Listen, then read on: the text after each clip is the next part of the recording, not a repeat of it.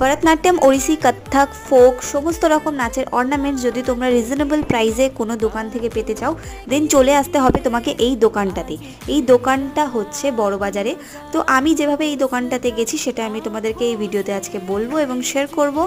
তো সবার প্রথমে আমি শিয়ালদা থেকে বাস ধরে বড়বাজার থানার সামনে নেমেছি, তারপর ওখান থেকে হেঁটে ক্যানিং স্ট্রিট অবধি যেতে হয়েছে।